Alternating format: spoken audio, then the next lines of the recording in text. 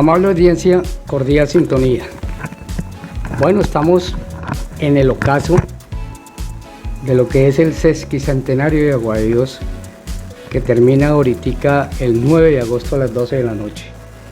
Y posteriormente pues se inicia automáticamente lo que es la conmemoración del aniversario número 151 de Agua de Dios. Con este motivo, pues ha surgido la idea de unir dos casas periodísticas, tradicionalmente la de Plumas del Poder y también Sobre Ruedas, que es un programa que dirige Kelly Alba y que toca con temas lógicamente de turismo y de ciclismo y también de entrevistas importantes periodísticas. Hemos querido unir estos dos programas y Kelly lo ha bautizado Plumas sobre Ruedas. Me gustó el título, me gustó la presentación también que hizo, donde con la cortina tradicional yo la puse en el programa del magazine Plumas del Poder para que fueran conociendo esa cortina que va a identificar Plumas sobre Ruedas, porque vamos a hacer varios programas y vamos a comenzar con invitados especiales que nos hablen de historia, la historia, lógicamente, valga la redundancia, la historia de unos años atrás, el tema, lógicamente, que toque también con lo que pasa y con lo que es la transición de esa parte de los años atrás con lo que está sucediendo en el día de hoy, como vemos nosotros el municipio en el día de hoy. Pero antes de todo, Kelly, buenos días.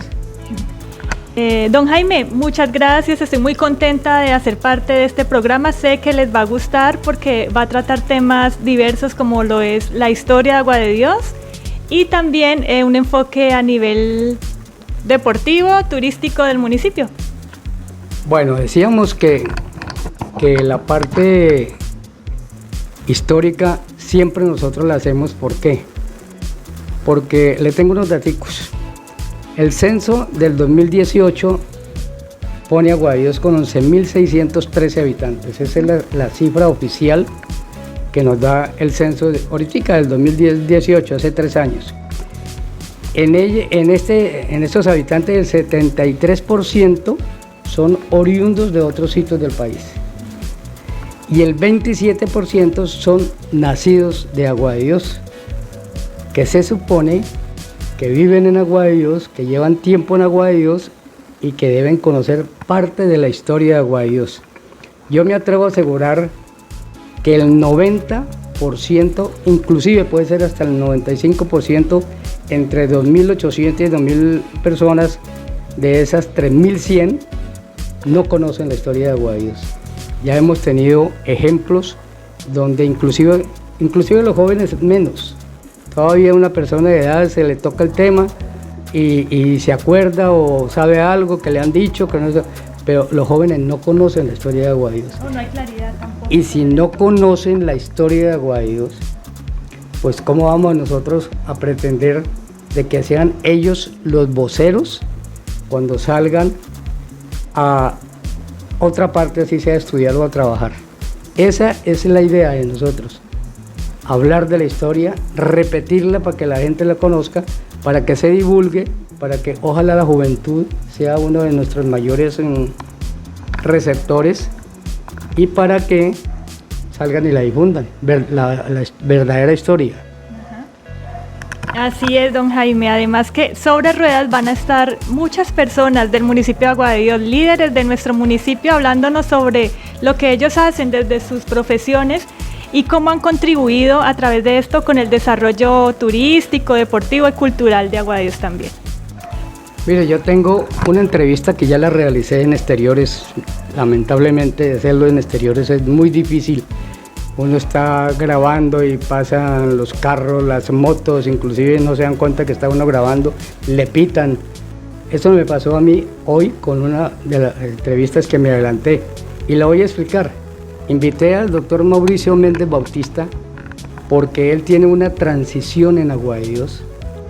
Él llegó en 1984 como médico rural, lo prestó en el sanatorio de Agua de Dios, eran 12 meses Él mismo cuenta de que unos enfermos lo pidieron más y entonces dieron 3 meses más, pero luego lo nombraron director del centro de salud y ahí prestó su trabajo profesional, cogió ese goodwill que lo convirtieron prácticamente a los pocos años en alcalde de Aguadíos. Entonces nos cuenta toda esa transición que hubo comparada con la de hoy.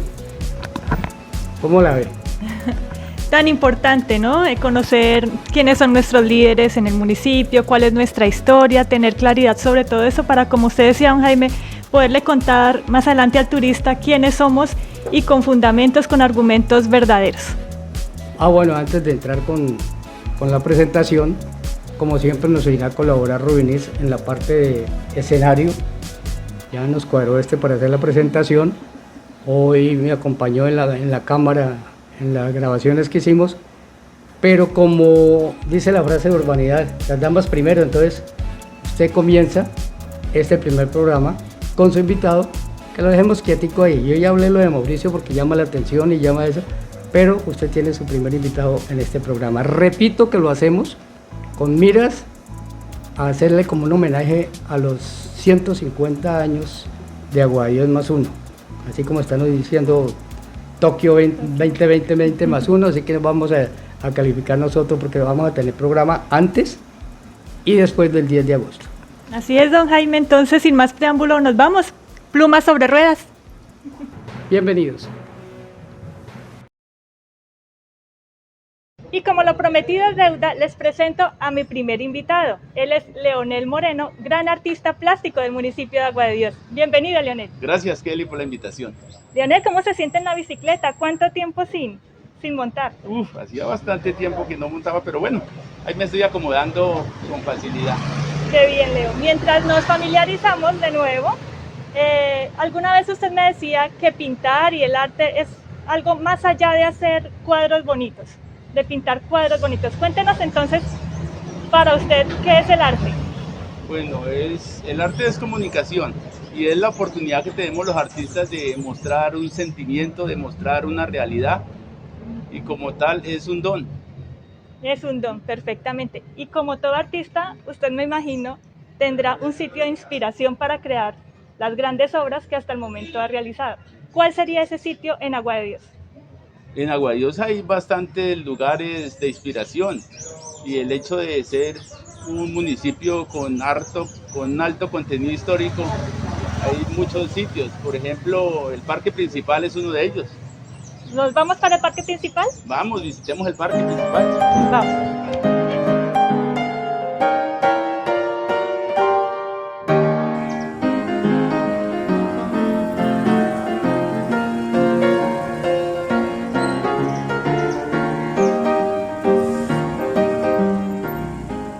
Leonel, ya estamos en el parque principal. Cuéntenos en detalle qué es lo que le inspira a este lugar. Bueno, el parque principal es el sitio donde, por obligación, a todos los que vivimos en Agua de Dios, prácticamente permanentemente estamos pasando. Por estar cerca de la plaza de mercado, ha sido inspiración para llevar a cabo un trabajo con cada uno de esos personajes que trabajan ahí, tratando como de hacerles un homenaje a estas personas que a diario tenemos contacto con ellos. Con respecto a eso, Leonel, la historia de Agua de Dios, ¿cómo ha afectado en sus obras? La historia, el hecho de haber nacido en Agua de Dios y el hecho de haber toda la vida tenido contacto con las personas y con el entorno histórico, mi obra se ha inclinado hacia la parte musical, hacia la parte cultural, hacia atmósferas y hacia escenografías, que son las con las que he tenido y he logrado éxitos en las exposiciones a nivel municipal y a nivel departamental. Precisamente, Leonel, hablando de sus exposiciones, de sus obras, usted en pandemia creó una galería aquí en el municipio. ¿Nos invita a su galería? Sí, claro, vamos a visitarla.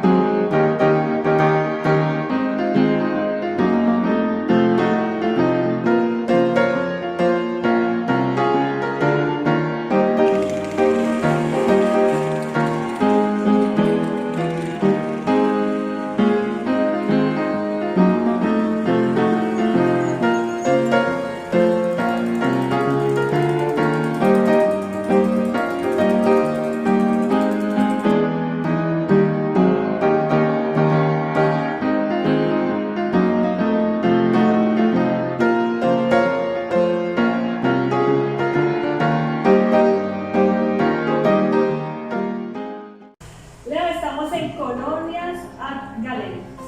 ¿De dónde nace la idea de esta galería?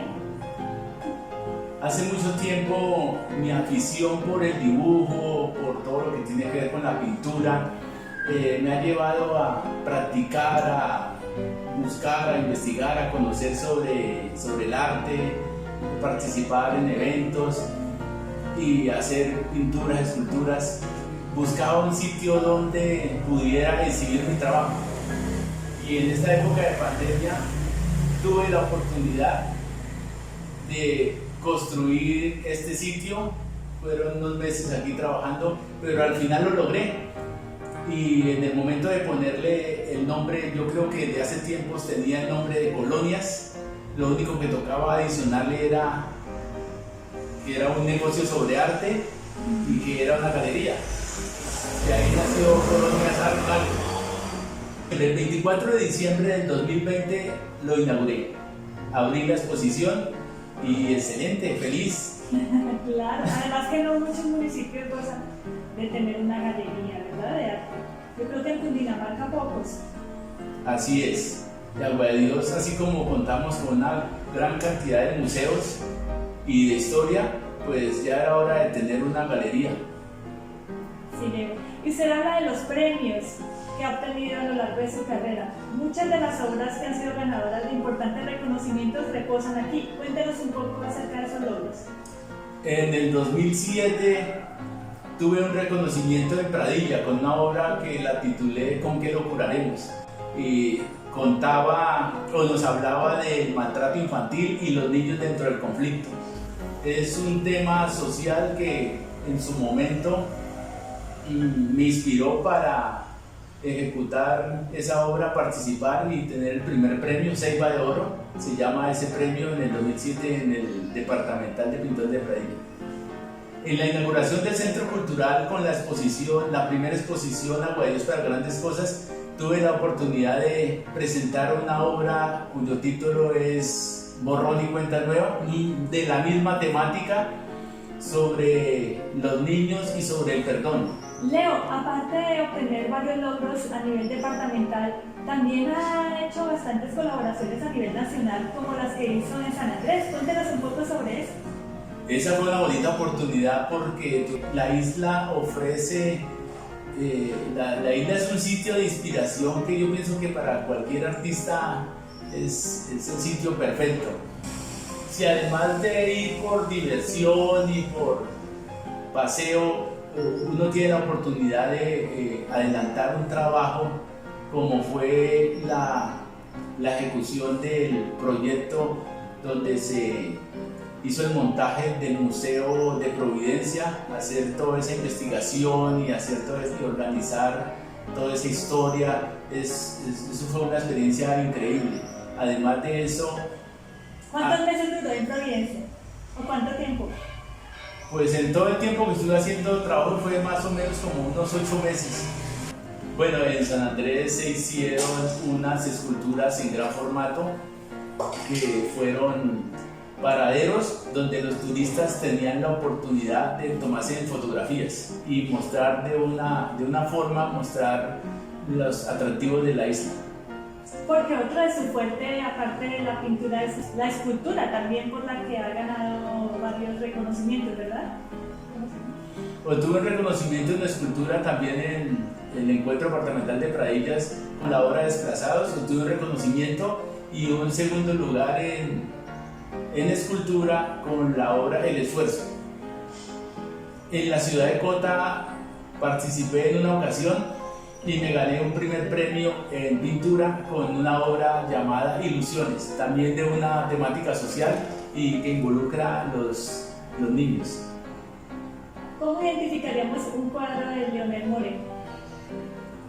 Bueno, busco mediante una técnica que es acrílico sobre tela y en algún momento utilizo también lápiz, más una técnica mixta. Busco dar un mensaje de reflexión en las personas. Quiero que cuando vean mis obras, las personas no son obras de una ejecución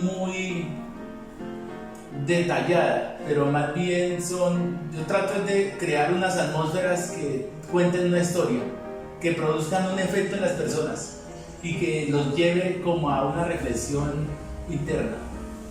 Leo, ¿cómo escribiría usted Agua de Dios dentro de un contexto artístico? Agua de Dios es un municipio que tiene todas las posibilidades para un artista. Agua de Dios le ofrece a un artista una riqueza histórica y un entorno cultural que muy pocos municipios tienen. Agua de Dios, por su riqueza histórica, es fuente de inspiración para cualquier artista y para cualquier manifestación artística, ya sea pintura, ya sea escultura, ya sea música, un poeta, cualquier persona que tenga el don del arte. Agua de Dios es un sitio donde con mucha facilidad puede crear arte. ¿Y cuáles serían los principales retos que un artista en estos tiempos enfrenta en esta sociedad?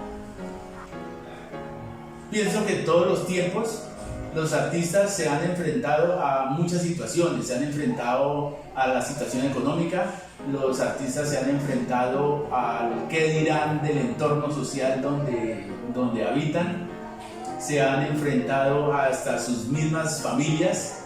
O sea, el artista tiene que estar muy apasionado por lo que hace para poder sobrevivir el entorno que lo rodea, ya sea el entorno familiar, el entorno cultural, porque para que a un artista le crean vivir del arte es difícil, nunca ha sido fácil vivir del arte. Entonces tiene que haber mucho amor por el arte para que una persona pueda en un momento de su vida decidir: voy a dedicarme al arte. El arte gusta, el arte es muy bien visto, pero vivir del arte es bien complejo. Leonel, por último, ¿usted qué mensaje le daría a la nueva generación de artistas del municipio de Agua de Dios? Que vale la pena, vale la pena luchar por lo que uno quiere, por sus sueños. Así el mundo se le venga encima a uno y en muchas ocasiones le digan que ese no es el camino. Si uno tiene el talento y si uno se siente con la seguridad, si eso le produce a uno felicidad, debe insistir siempre. Okay. Hoy, en este primer programa, no voy a traer un invitado presencial, porque voy a hacer un recordatorio de unos hechos lamentables que sucedieron en Agua de Dios en el año 1931. O sea que esto que les voy a contar sucedió hace 90 años. En un par de meses se cumplen los 90 años.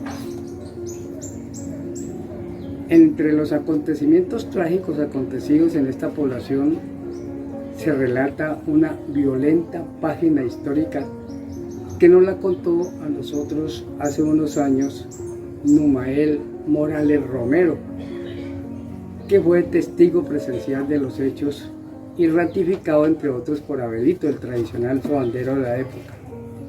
Esta reseña fue suministrada para el periódico Plumas del Poder y que fue publicada hace varios años, y hoy precisamente la estamos desempolvando para mostrársele a todos ustedes. Transcurrida el año de 1931, era el mandato presidencial del doctor Enrique Olaya Herrera, y en el entonces el Lazareto de Agua de Dios las cosas no marchaban bien. Había un grupo de enfermos en situación de persecución a otros enfermos que tenían el mando. Los que tenían el mando perseguían y los habitantes comenzaron a dividirse en dos grupos: en opresores, amigos del régimen, y en los ofendidos. En ese mes de octubre de 1931, quienes mandaban en el Lazareto eran Gumercindo Carvajal, que era el corregidor, Camacho Lleras, que era el comandante de la Policía Interna, como juez de Láscar Sánchez, y como médico jefe un doctor de apellido Chala, con la asistencia del doctor Mujico, que lo reemplazaba, en ausencia del titular. El médico jefe tenía el cargo de administrador general y era quien mandaba en el corregimiento. El puesto de alojamientos era ocupado por una persona que en líneas generales pues era acusada de ser el mayor causante de esta problemática. La situación llevó a conformar una comisión que se denominó Junta de Notables y que estaba integrada entre otros por el maestro Luis Calvo, por un padre Vargas, por el presbítero Sotomayor, la poetisa Rosa Restrepo, el general García, que era el boticario, el coronel Monzón, que era el líder cultural, del Áscar Mariño, que era educador, el Pollo Velázquez y Luis Cuervo. Estos personajes de la época conformaron esta junta de notables con el fin de asesorar o principalmente de aconsejar para que esta situación que se estaba viviendo en el pueblo pues se calmara un poco. En la parte baja de la denominada Casa Consistorial, hoy que es el Palacio Municipal, funcionaba el Comando de Policía Interna que tenía 35 agentes enfermos al mando del comandante Camacho Lleras. Luego de iniciada la revuelta, en horas de la tarde llegaron como refuerzo 40 unidades de la Policía Nacional del servicio externo de este perímetro. Todos recordamos o sabemos que la historia nos dice que hubo dos clases de policía en Agua de Dios. La policía enferma, que era la que estaba dentro del perímetro urbano, y la Policía Nacional, que tenía su comando en Casemadera, pero que también tenía que ver con la actividad y con todo lo que tuviera que ver con el Lazareto de Agua de Dios.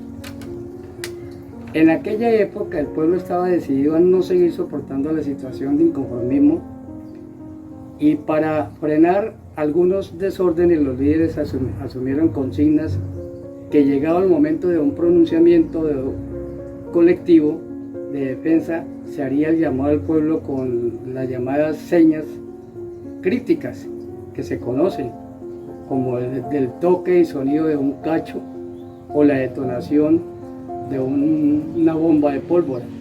Para que las señas para que la gente se volcara a la plaza principal, a la plaza central, que hoy es el Parque Luis Calvo, pero que llegaran en plena actitud de rebelión.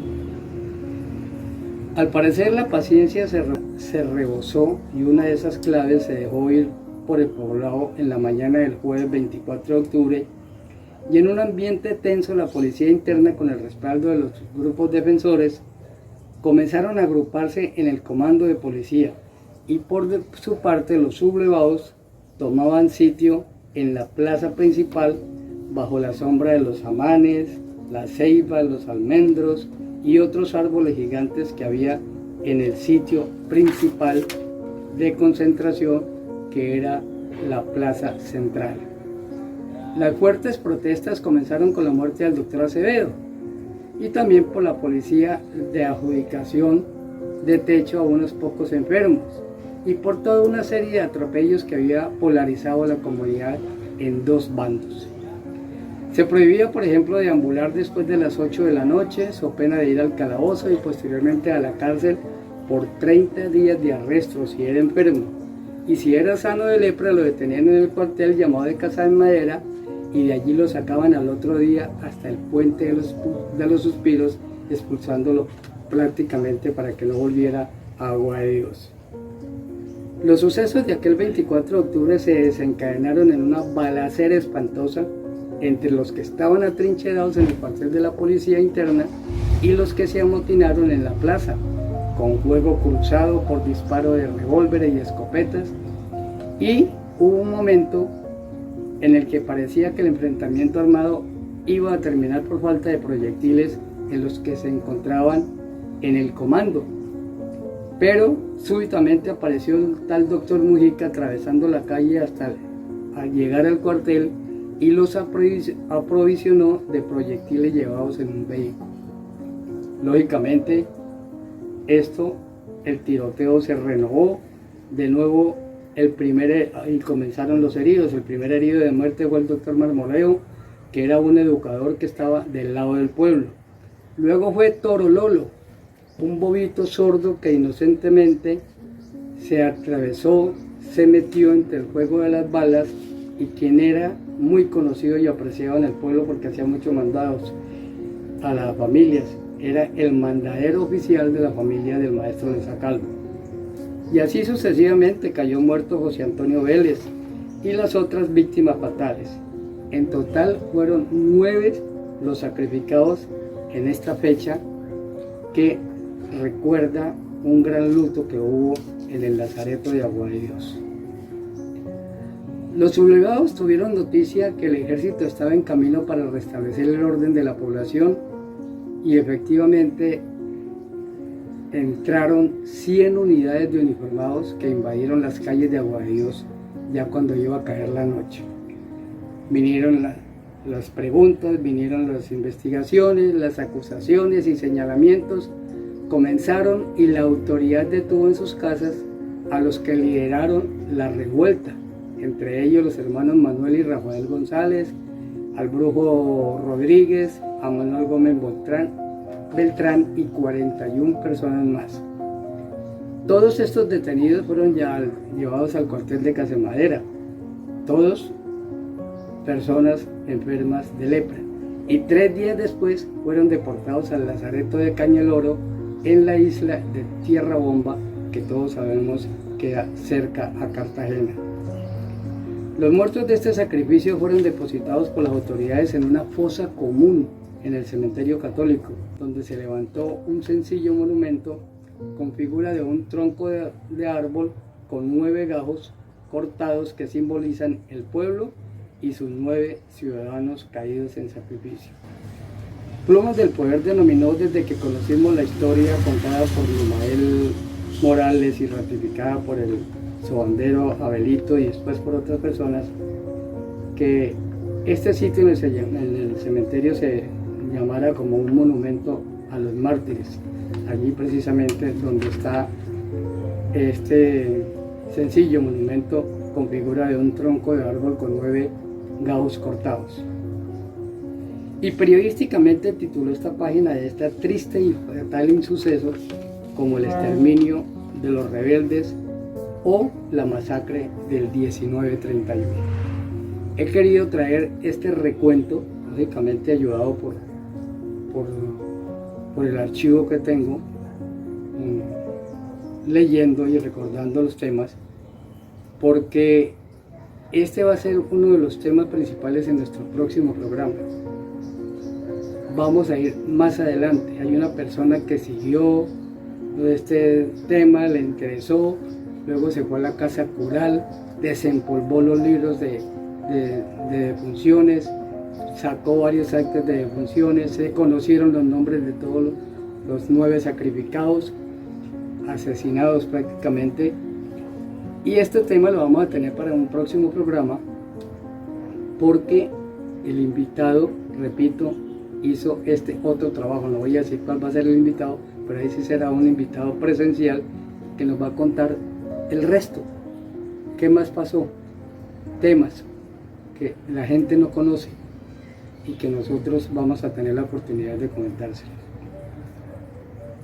Plumas sobre Ruedas, un nuevo emprendimiento periodístico que seguiremos realizándolo en otros programas, repito, como el ocaso del sesquicentenario que termina este 9 de agosto a las 12 de la noche, y lógicamente el 10 de agosto comienza el aniversario número 150 más 1, o sea, el aniversario de fundación de Agua de Dios, el número 151. Volveremos con Kelly Alba y este servidor en Plumas sobre Rueda próximamente. Les estaremos avisando, lógicamente, cuando puedan, luego de subir los programas al Facebook y todo esto, ustedes lo puedan bajar y grabarlo y escucharlo cuando deseen. Hasta aquí en nuestra primera edición de este programa, Plumas sobre Ruedas.